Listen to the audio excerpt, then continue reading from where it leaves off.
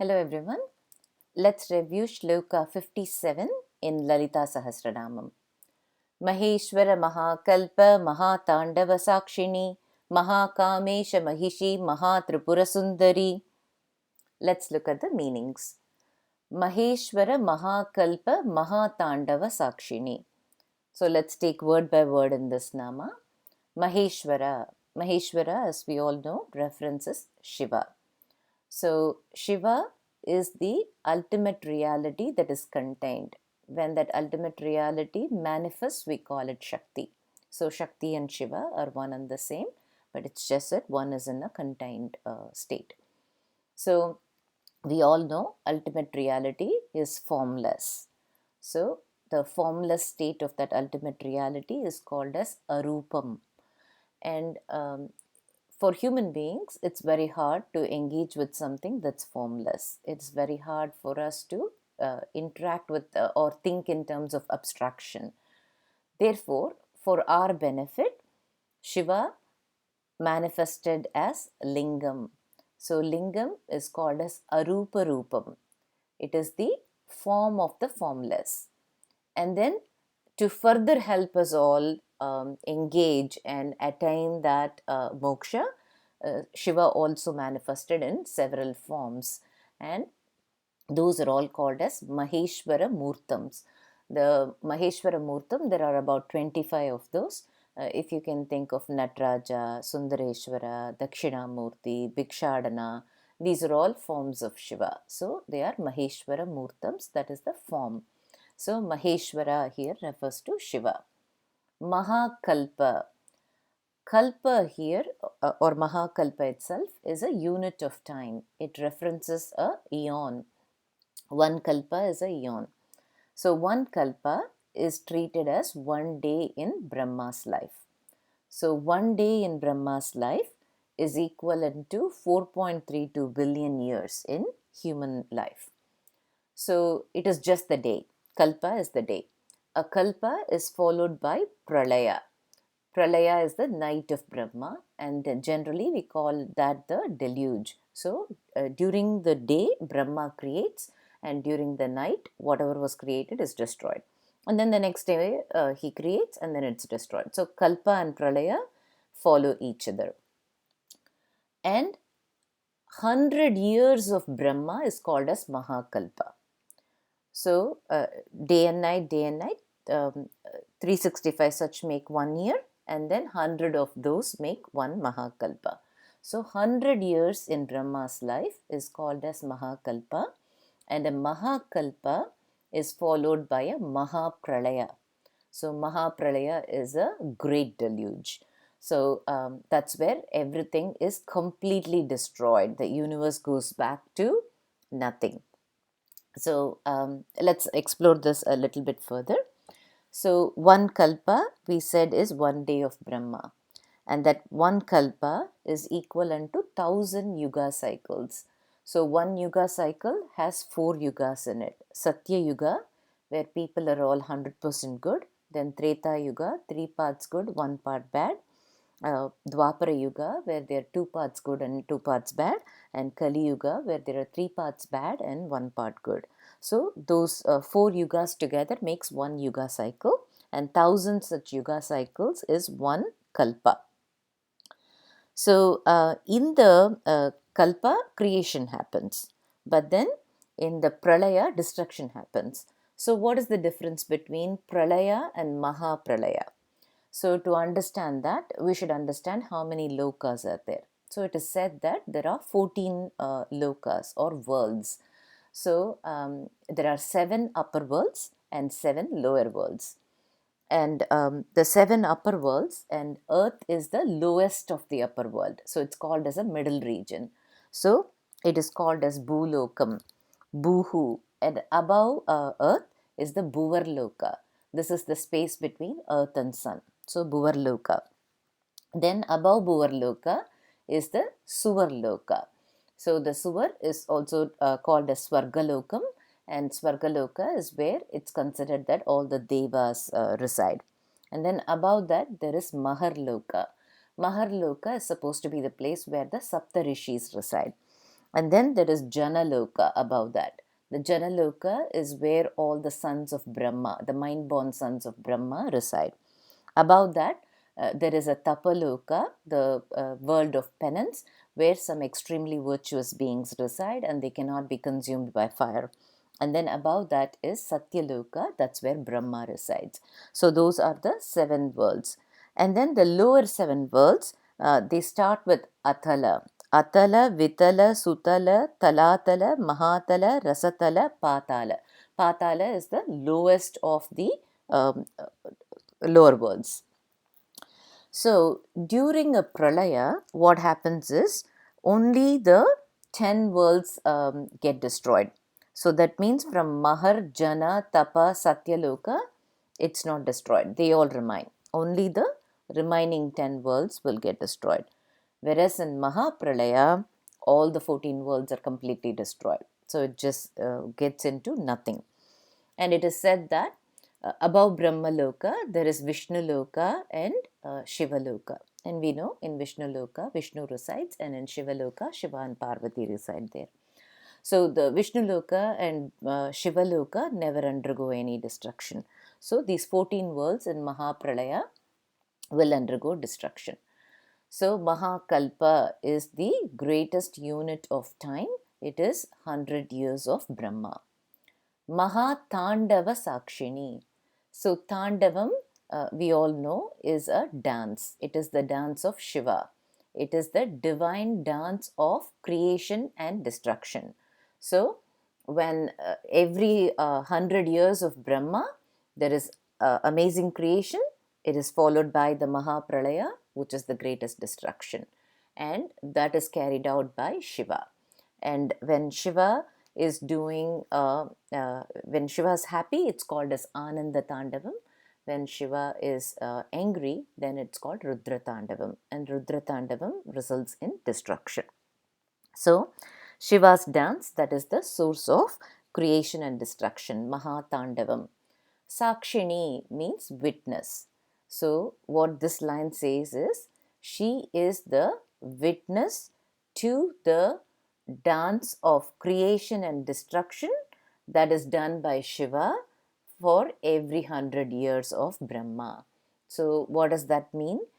Two things. One, it points to Shiva and Shakti being inseparable. That means she's always there. Even when the entire 14 worlds are being destroyed, Shiva and Shakti are there. So that kind of points to them being the ultimate reality and them being inseparable. So those are the two things that this points to.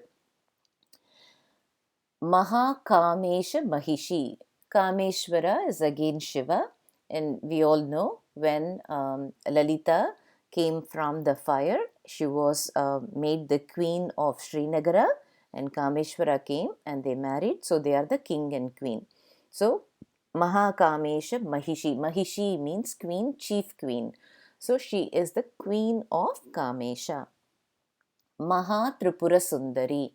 So Tripuram means 3 worlds. That's one way to look at it. So you can think of Mahātripura Sundari as the beauty of 3 worlds. Another way to look at it is Puram can also be thought of as sides. So she is the beauty of 3 sides. What do those 3 sides mean? It is the triad of reality. So because all the human beings or all the manifested forms are under the effect of Maya, what happens is each one is forgetting that they are one and the same as ultimate reality.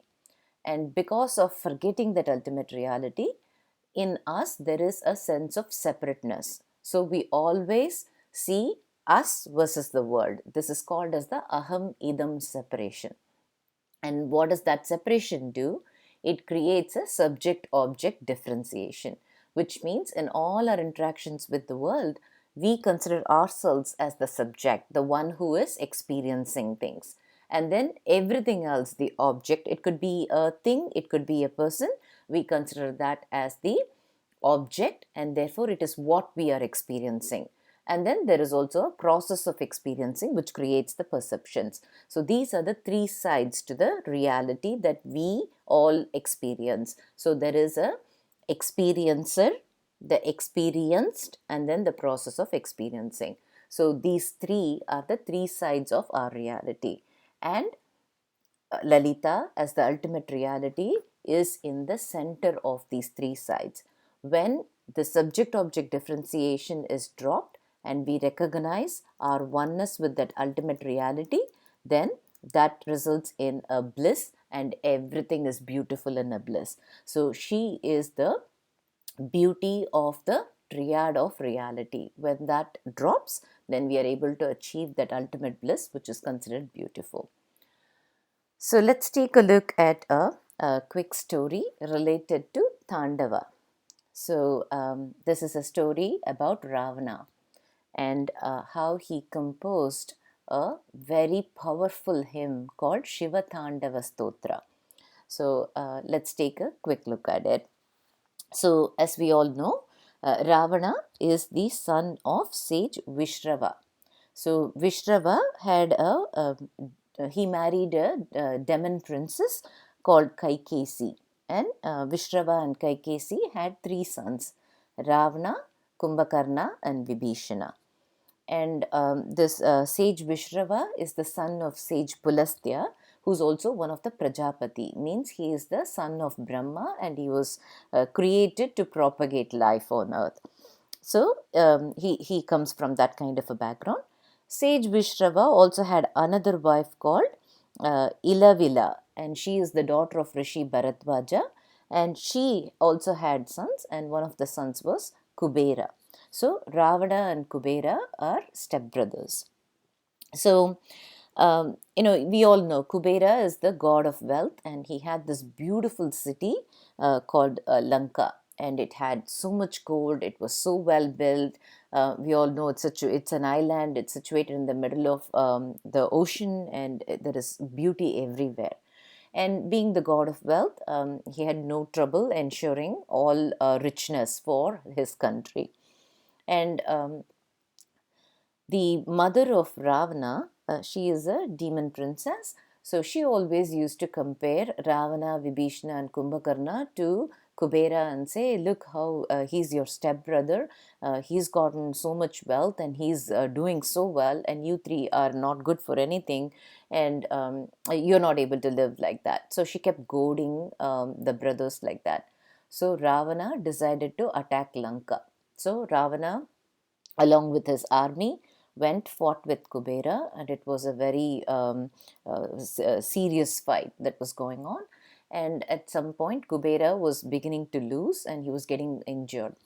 Kubera's mother is a saintly lady, and she said, don't fight with him. You're the lord of wealth, and you can always create wealth anywhere. So just hand over Lanka to him. So because of that, Kubera withdrew from the war. He handed over Lanka, and along with it, he also handed over his Pushpaka Vimana. Pushpaka Vimana is a flying chariot, pretty close to the airplanes of today. So he handed all of that over. Now Ravana is extremely happy. He got this beautiful city of Lanka that has so much gold, and in addition, he also got this flying chariot. So he wanted to try out his flying chariot. So he took his flying chariot and started flying around. And slowly he reached near the Himalayas. Himalayas is a no-fly zone. Obviously, Shiva and Parvati reside there, so nobody is allowed to fly over Himalayas. And especially at the time that Ravana was trying to fly over Himalayas, Shiva and Parvati were dancing, and they were doing the Ananda Tāṇḍava. The Ananda Tāṇḍava is a dance of bliss. And Shiva, we all know, is Nataraja, so he's the king of dance, he's dancing.